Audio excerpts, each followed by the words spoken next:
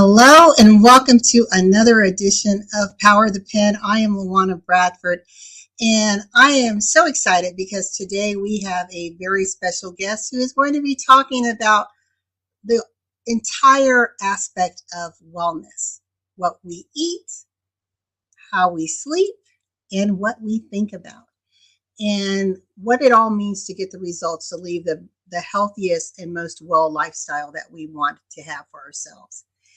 And I'm real excited because for those of you that are joining us for the very first time, Power of the Pen is a platform designed to spotlight women authors and their messages, or messages that can benefit women, to help us expand, elevate, and be the best version of ourselves. And without further ado, I am going to bring on the amazing Miss Marva Riley. How's it going, Marva? Hi. Awesome. Thank you so much. It's doing very well, LaWanna. Thank you so much for joining me, Marva. To tell the audience a little bit about you, and I know we're going to dig deep into your story. Not only are you a registered nurse, but you are a speaker, a teacher, an educator, an advocate of holistic wellness, understanding traditional medicine and integrating it with holistic plant-based practices in order for us to live our healthiest lives. But you've also recently been featured on the international stage, where you have shared with the world audience your message of hope and healing and wellness. And you are an author of Eat, Sleep, Meditate. So that's one of two books. I know you also have a recipe book, but today we want to focus on this book. And so, Marva, what I want to ask you is two questions. Number one, obviously, you're, as a registered nurse, wellness and caring for others has always been very important to you. But when we talk about advocating for wellness, being on the front end, right, of disease, being on the prevention side rather than the responsive and reactionary side, what prompted that switch for you? Okay, well, I became a registered nurse because of the love for people. And I practiced nursing in the traditional way. I went to nursing school in the United States, and I practiced traditional nursing. Most of my experience was in the area of critical care. And so the patients I cared for were the sickest patients in the hospital. They came to the hospital because they were dying pretty much. And I saw that the treatment choice was a Band-Aid, essentially. Nothing was curative.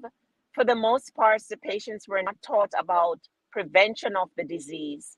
The symptoms were treated when they came in. And I saw that the treatment protocol usually was medication or surgical intervention. It never got to the root of the issue. Now, several years after becoming a registered nurse, I became that patient. And I was deathly sick. I had many life-threatening illnesses, and the same treatment protocol was offered to me. Drugs, and more drugs, and even surgical intervention. Can I read something right now? Because this is a perfect springboard, and then I want to pass it back to you. In your book, you said, "It seemed like I was becoming severely allergic to everything, including water. But how could it be? No one is ever allergic to everything. Well, I was. The only things I could consume that did not make me sick were Publix purified water and Bonito's sweet potato. Everything I ate or touched caused me to experience shortness of breath, severe headaches, severe dry eyes, chest tightness, hives, rash, pustules, swollen lips and eyelids, joint pain, unsteady gait, dizziness, lightheadedness. Was I dying? Not only was I severely allergic to foods, but I was also allergic to toothpaste, lotions, deodorants, hair products, cleaning products, and soaps. Back to you, Marva. That is just unbelievable. Yes, yes, yes, yes. I actually, I was even allergic to, if I went to the supermarket, for example, I couldn't go to the supermarket because if I went there, I would immediately start having allergic reactions without touching anything, which is when I discovered a lot of research pointed to the fact that everything is energy. That can Mm. of sardine is energy. Where energy? The grass is energy. The cigarette is energy. Everything is energy. So essentially, the energy within me was allergic to the energy of all these things. I didn't have to eat them. I didn't have to touch them. I didn't have to inhale them to become severely allergic to them. And so the treatment protocol offered was like Benadryl, which is what they give everybody, and steroids for the allergic reaction, but it wasn't get to the source of the problem. I needed to get to the source of the problem and get to the root of the problem and eradicate that. And to go back to your question about prevention of diseases, it is a lot easier to prevent health issues than to cure it. It's a lot Mm. easier to prevent diabetes than to cure it, to prevent cancer than to cure it, to prevent heart disease than to cure it.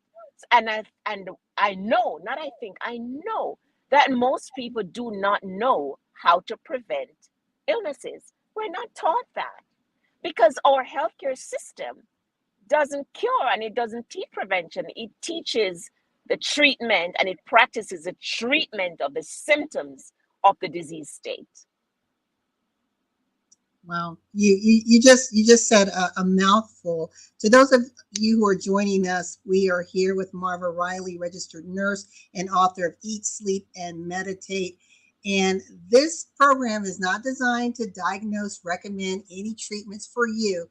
We are sharing her book, her story, and her journey to wellness. And we encourage any of you that are on your own journey to reach out to those experts in the respective field, whether it's traditional medicine or holistic medicine.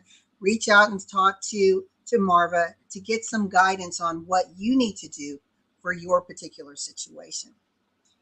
Now, Marva, beyond allergies, it seemed to exacerbate into other conditions where you even had heart ailments as a result of just these health struggles. Is that correct? Well, the thing is that the first issue, the thing is that I had allergic issues for multiple years, but most people have allergic issues. Okay, with seasonal allergies and things like that. The heart disease was the first major issue that I had. I could not breathe. I had shortness of breath a lot. I was dizzy a lot. I never felt good, even though I was a young woman. And when I went to see a cardiologist, he told me that after doing an echocardiogram, he told me that I had 35% ejection fraction. That means the heart muscles, the muscles of my heart were functioning at 35%. And 65 or greater is considered normal. So my heart was very, very weak. And when your heart is weak, the blood is not pumping properly because the heart, the muscles of the heart pumps the blood around your body. And the blood carries oxygen and nutrients. And I wasn't getting that because it wasn't pumping properly. So I always felt weak. I always felt tired. I never had any energy. I just always felt like an old woman. And when I was diagnosed with a heart disease, with a cardiomyopathy, that's the name, because a lot of people have that health issues. When I did some videos on my YouTube channel, so many people reached out to me because they had been diagnosed with cardiomyopathy and they wanted some hope. But I was diagnosed with cardiomyopathy, a weakening of the heart muscle. And what the doctor offered me was drugs. Drugs. He never said to me, one day you need to exercise. And then a coworker, another nurse said, you should go see an electrophysiologist who specializes in the activities of the heart. I went to see him. He said, listen, you have an issue with the electrical aspect of your heart. I can fix it surgically, and it's not uncommon among women like 38 thereabout. He did it. I went back for my 2 weeks checkup, and he said, this is what I want you to do. I want you to flush every pill down the toilet. I want you to start exercising. I want you to get rid of coffee and anything with caffeine, and I want you to eat healthy. Because I was so desperate to feel well, I immediately started researching how to eat healthy, and I started walking. He said, walk every day for half an hour, and that's what I did. And that was some 38 years ago. And today I'm 60 and I have absolutely no health issues. I love that, and I want to I want to bring in another angle because I'd like you to address this. And you know, we know gut health is also our overarching physical health and well-being. And let's talk about our food sources, because my parents, my dad is 92, my mom is 86, and they are carnivores, and they have been their whole life. But when I look at their baseline, right, for probably 60 years of their life, everything was from different food sources. They didn't have the supermarkets that we do today. They're not fast food eaters. My dad has desserts every day, but they're homemade. You know, my mom doesn't buy the packaged cookies and things like that. Mm-hmm. So I'd like for you to talk about that element, because some people believe you have to be extreme, but we know there are those living among us that are living long and very healthy, robust lives who ate all the things that we are pulling away from, but their food sources were healthier sources, right? They were growing their chickens and you know, going to the market and seeing their animals slaughtered. It was a different world, a different time. So can you talk a little bit about that? Absolutely. My mom will be 86 in September. And my dad was 90 in February. They both live in Jamaica. They do eat meat. They do eat fish. They eat chicken. Well, my dad doesn't eat eggs and he doesn't eat chicken, but my mom does. But they eat it in small portion. You would never see them eating a quarter of a chicken. They just wouldn't do that. Not a quarter of a chicken. Folks are eating a quarter of a chicken. Folks are eating a half of a chicken. They're eating half a pound of steak at one time, half a pound of burger. That's the problem. It's too much. Even too much potato is not good for us. We eat too much. I'm quite sure that if I look at your dad's plate, he's not going to have a half a chicken or a quarter of a chicken on his plate. Just isn't. No, so go ahead. No, sorry. You're right. They do eat, as you were saying that, I was thinking back, they do eat smaller portions. They eat earlier in the day, right? Their dinner is typically around between 4 and 5 o'clock. Yes. And but they do eat a lot of vegetables. They have a lot of vegetables in their diet. Mm-hmm. Mm-hmm. Yes. That is the key, because I choose to be what I call a primarily plant-based eater. What that means is 99% of my food come from whole food, plant-based, greens, vegetables, mushrooms, onion, garlic, things like that. Okay, I rarely eat processed anything, but once in a while I'll eat a can of sardine or a piece of tuna. Or if we go out on a date and I feel like having some chicken wings, I'll have it. But it's 1% of my meal. There's a saying that it's the amount of poison that we take that kills us. That's the thing. If you're having a little bit, my opinion is, if you're having a little bit of milk in your tea, or you're having 1 cup of coffee each day, that's usually not what does you in. But I know of people who drink 6 cups of coffee a day and they never drink any water, for example. Yes. That's the thing. We overdo things. And certainly my dad and my mom, they do not go to restaurants to go eat out. They don't go to McDonald's. They're not at KFC. They eat home cooked meals. Folks don't cook anymore, which is my second book is about learning to cook simple, healthy, easy, and inexpensive food. We've got to go back to the basics, the things that your mom and your dad and my mom and my dad do, cooking healthy foods for their family. And then if you go out once in a while and you eat whatever you feel like eating,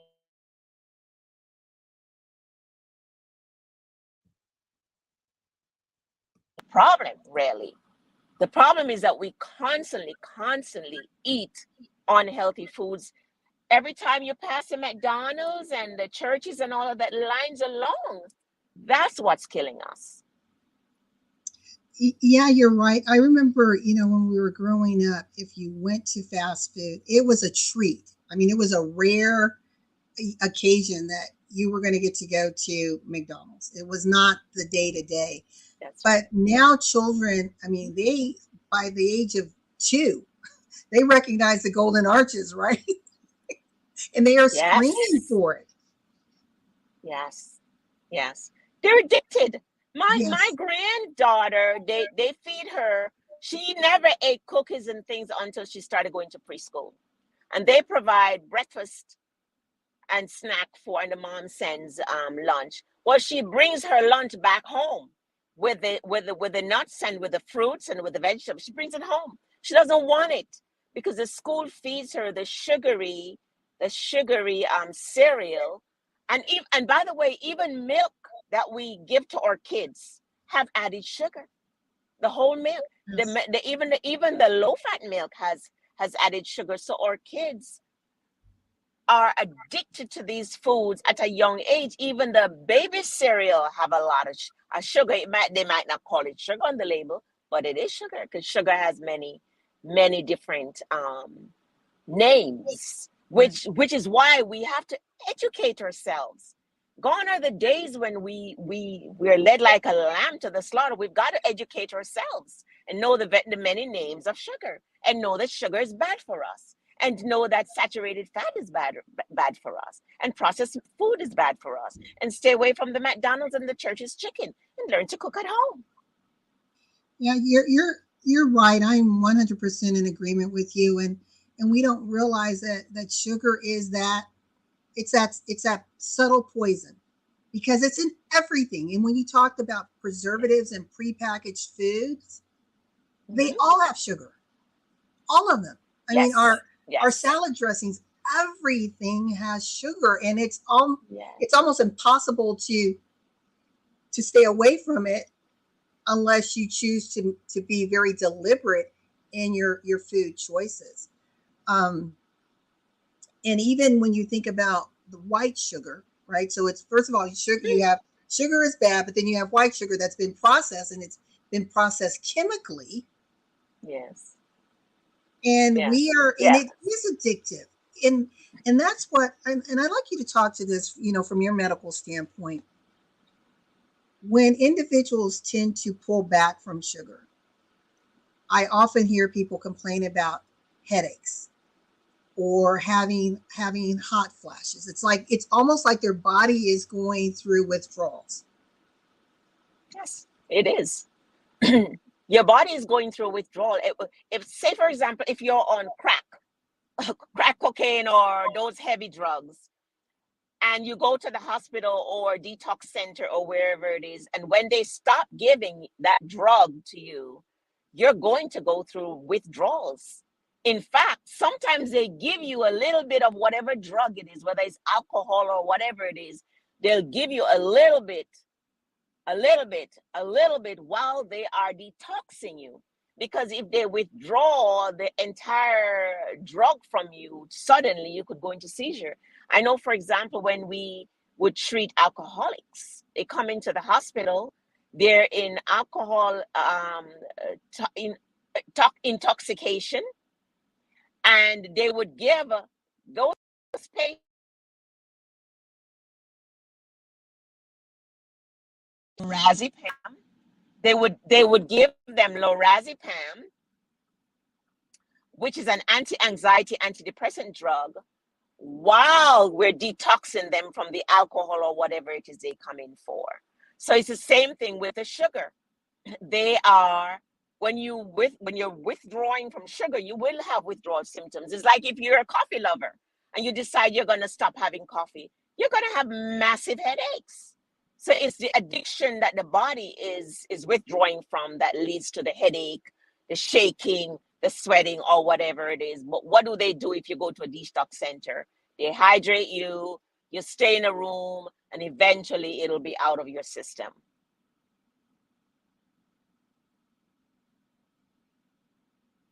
You're right, and it's amazing that let me put it this way: when you're used to going through your physical challenges, like you said, you felt bad for a long time, and then when you have a taste of what it's like to feel good, right? You don't want to go back there. You No. just don't. I know.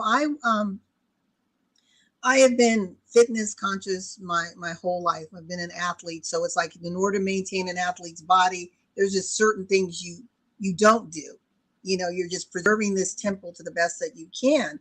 But ever since the age of 16, I was plagued with massive migraines. And I have no idea. The doctors, I was this guinea pig, Marva, of everything from getting beta blocker injections at the base of my skull to every medication possible. And I finally thought, after I started reading the long-term effects, this is like years later, of all these drugs, I said, God, I'm going to trust you. You designed this body. I don't know what's happening neurologically. There must be a little glitch in my electrical system. I said, but I know these drugs long term are going to put me in the ground. And I went cold turkey. Yeah. And when I said that prayer and just totally trusted God, again, ladies and gentlemen who are watching, this is LaWanna's world, being plagued for almost 30 years with migraine so severe I was in and out of the ER. When I prayed that prayer and got rid of everything, like your doctor said, flush all the meds down the toilet, I haven't had another migraine. Yes. So I realized that my body began to get used to those drugs. And when it becomes Yes. addicted to it, then Yeah. it will trigger, that pain response so that you will feed the pain. Yep. And I had to realize, whoa, LaWanna, you have become addicted to prescription meds. And how many people are like that in this country, Marva, who are trying to do the right thing? They want to live a pain-free life, but the meds are causing this other cycle, which impacts long-term our kidneys and heart and your tertiary breakdown of the body. Mm-hmm. Mm-hmm.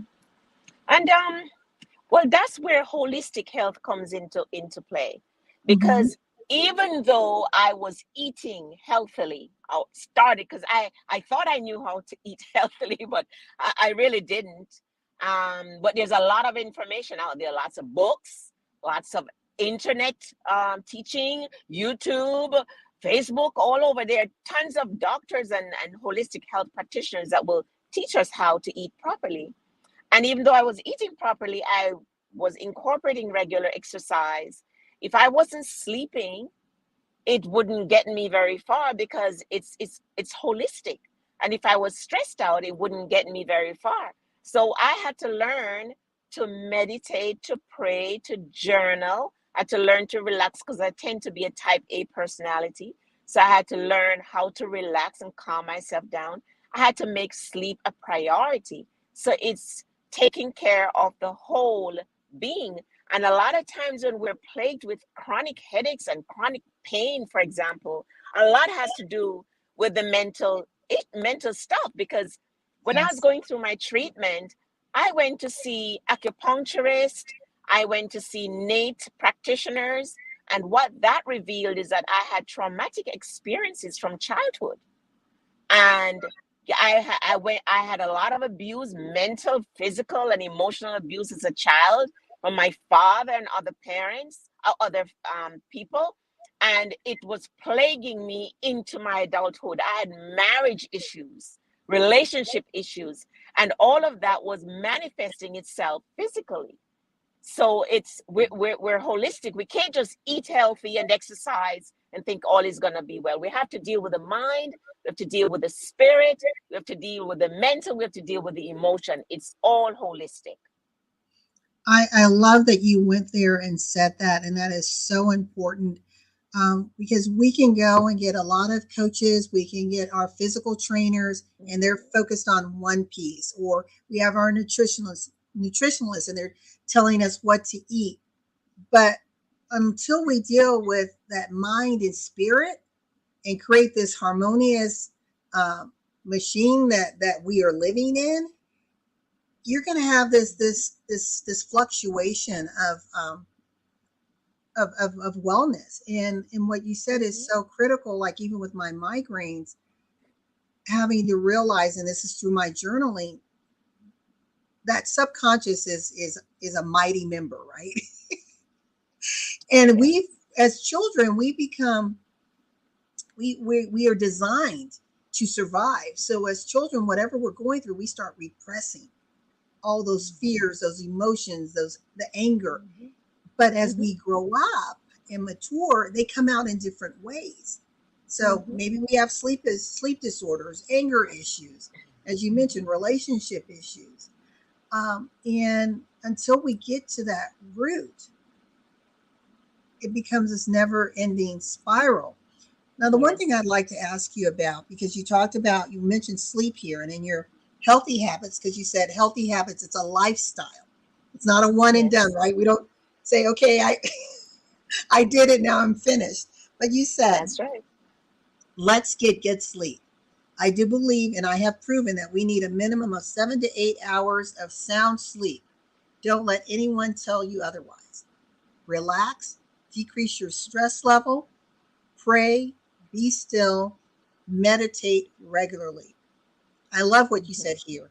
Have fun, find a hobby, something to do that gives you joy, and pray.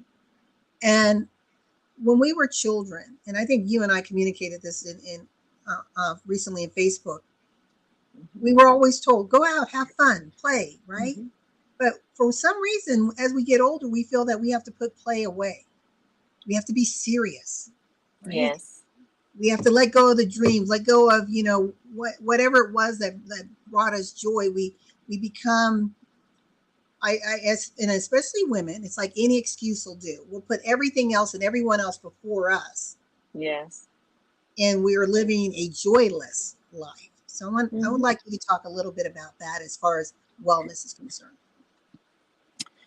Yes, I like my little granddaughter is a year old, and as soon as she hears music, she starts dancing, and everybody's cheering her along, and she feels so good, and she dances some more. Okay, but at some point in our lives, we started feeling like dancing in public or dancing in general was not good. The church sometimes condemn people if they dance. Yet David danced until he danced out of his clothes. That's what's in the Bible. So why is it that, for example, the church will look down on dancing? And life happens, and I hear this term now, I'm adulting. What does that mean? We've become too serious about life.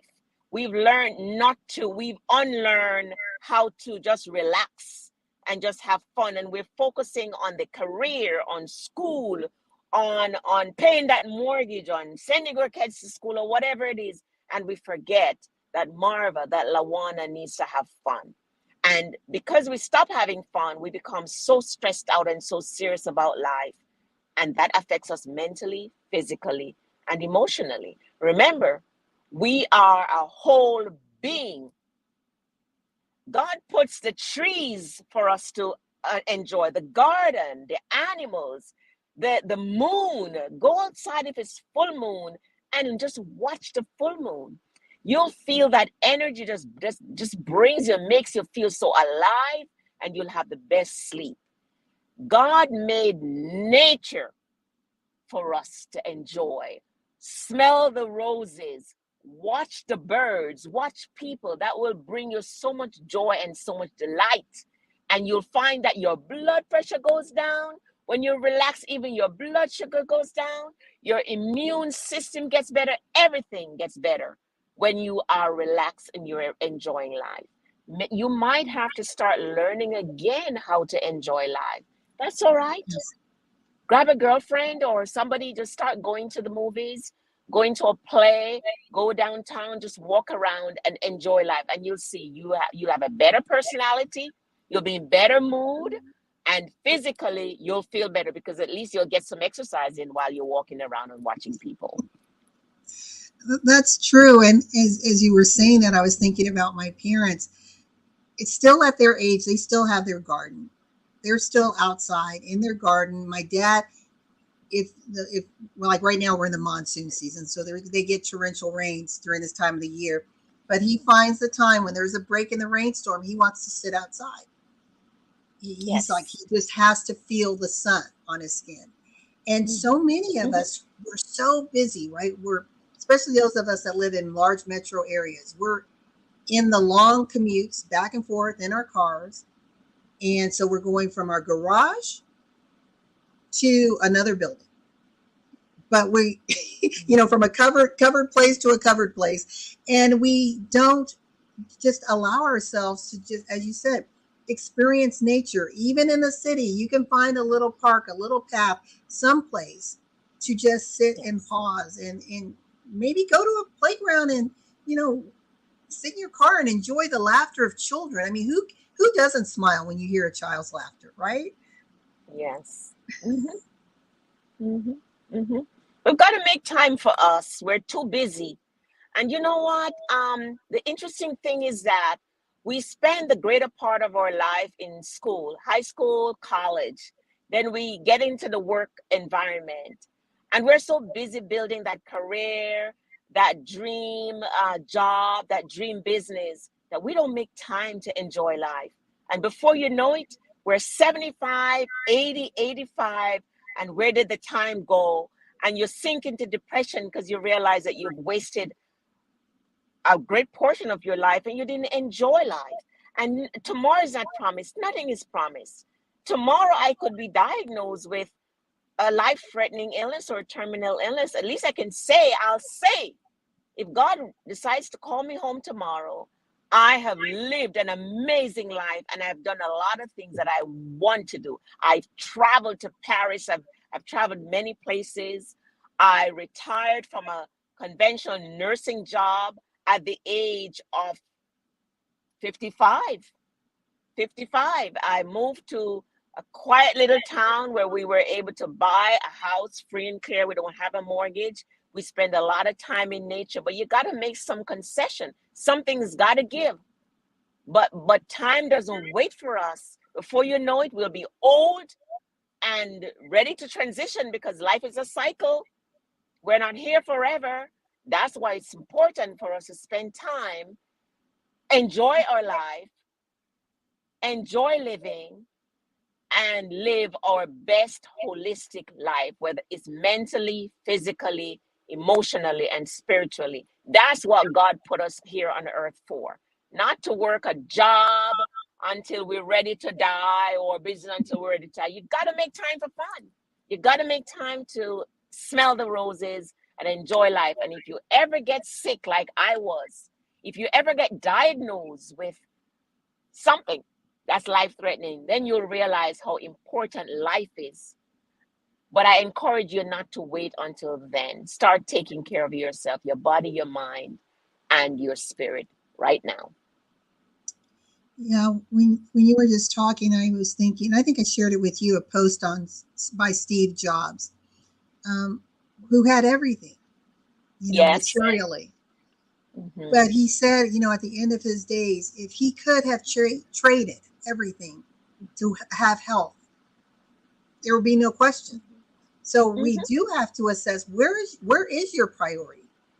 Yes. We can spin our wheels just working for the dollar, but at the end of the day, if we can't enjoy it with family, with friends, give to others, right? Bless someone else, then what's the point? You said something here in your book. You're talking about the mind right now. And you said, guard your mind.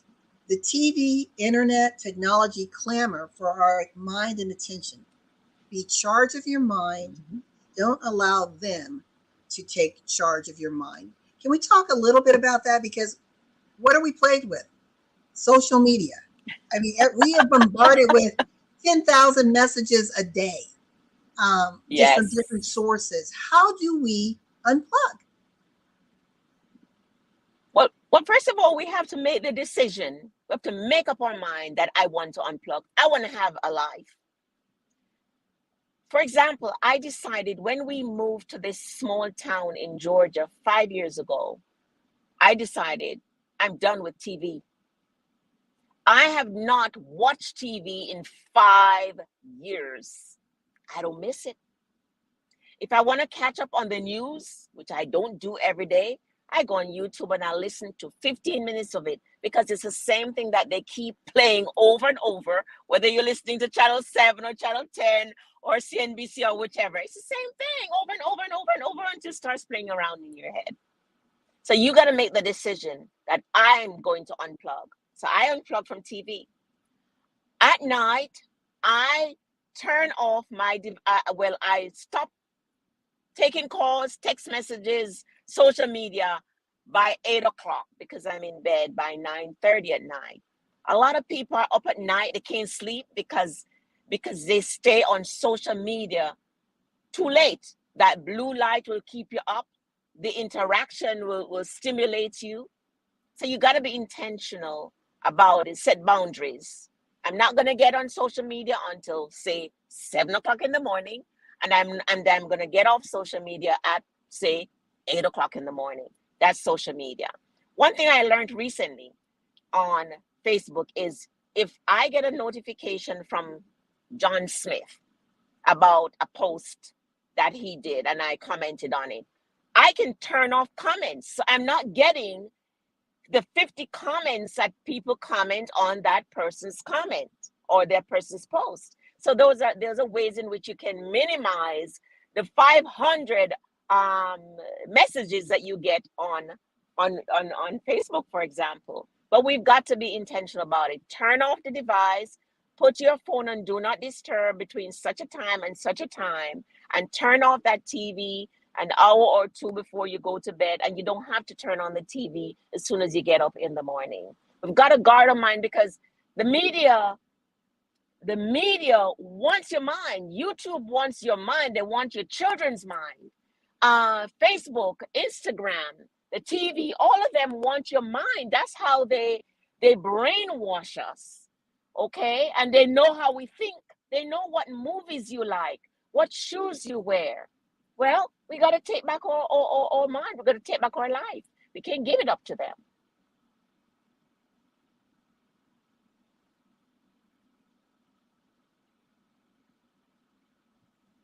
Here I am. I muted myself unintentionally.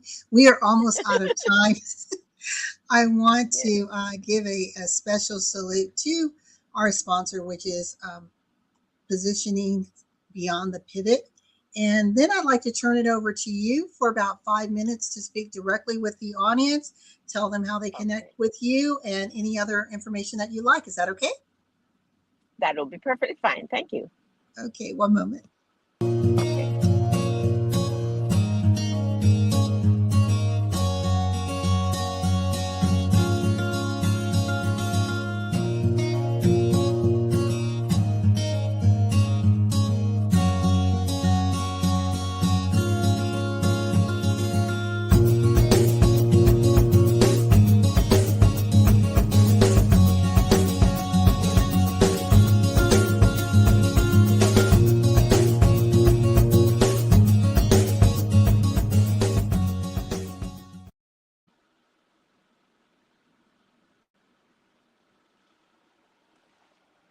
Okay, I think it's my time to speak. All right, so my name is Marva Riley. I'm a registered nurse and I'm the author of 2 amazing health and wellness books, Eat, Sleep, Meditate, A Nurse's Guide to Health, and Share Recipe Book. And my books are available on Amazon, Target, Walmart, Barnes and Noble, and my website, rnmarvariley.com. I'm also a holistic health and wellness advocate. Many years ago, so 22 years ago, I was diagnosed with life-threatening illnesses, including cardiomyopathy, which is a heart disease. I was also plagued with depression, anxiety. I was sleeping for 2 to 3 hours at night. That's all I would get. Every day I woke up feeling tired and free of energy. I had no energy, no get up and go. I was also plagued with H. pylori and irritable bowel syndrome and gastric reflux, severe bloating, diarrhea, constipation.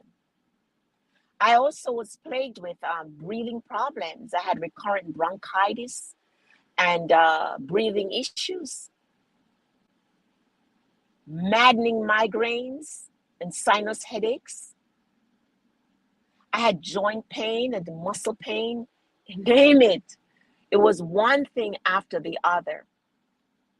I wanted to give up. I was depressed. But you know what? I turned to the internet and to books and to YouTube because I wanted answer. I did not just want drugs. And everything pointed to healing using a holistic lifestyle approach.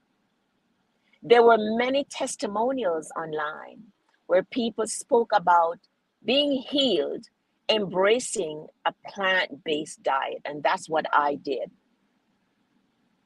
As I changed my lifestyle and learned to eat healthily, and as I incorporated exercise, regular exercise in my lifestyle, as I learned to meditate and pray and journal, as I learned to relax because I was a type A personality, still am, I'm just learning how to manage that.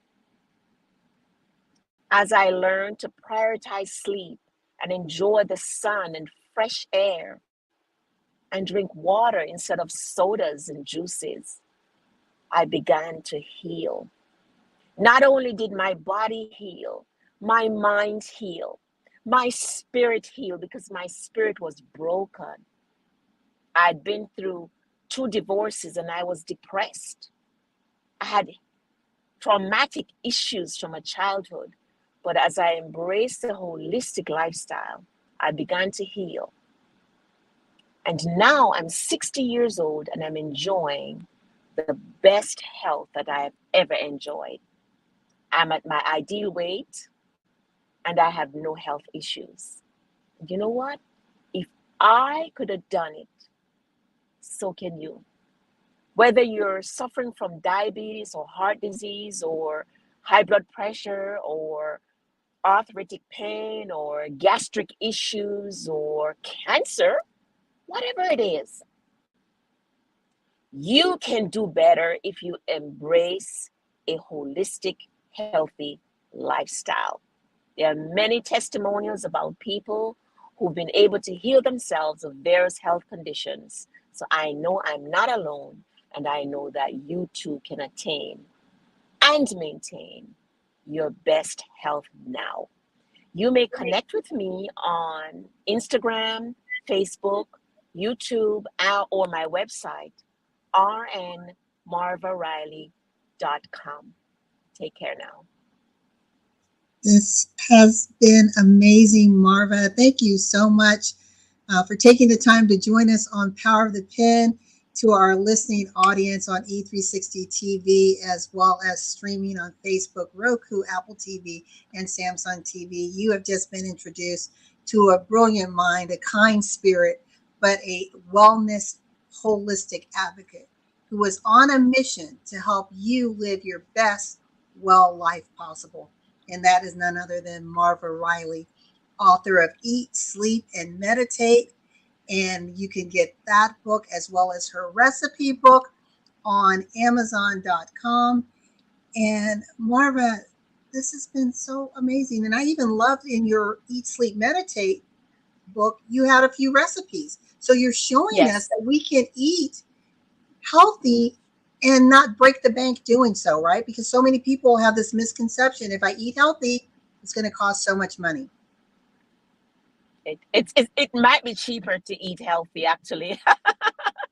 In fact, for us, that's how it's been. It's been we spend less money eating healthy, so that it's definitely not true that it's more expensive.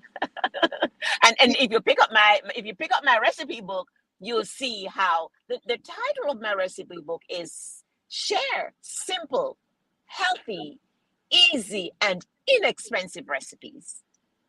It's Yes, possible. yes. Yeah. Well, I encourage all of you, follow Marva Riley on all things social media. Reach out to her. Her contact information is below. Visit her website at rnmarvariley.com. Again, you can catch both of her books on Amazon and take charge of your life now. Tomorrow, as she said, is not promised. What you have is this very moment. So when you stop watching now, before reaching for that cookie or that donut, grab that apple or pear That's instead. right. It's the small Yes. changes, right? Yes. Yes. Well, And small Marva, steps lead to bigger steps. yes. And that's where the consistency Yeah. comes in. And then it becomes Yes. the Yes. lifestyle. That's right. That's right.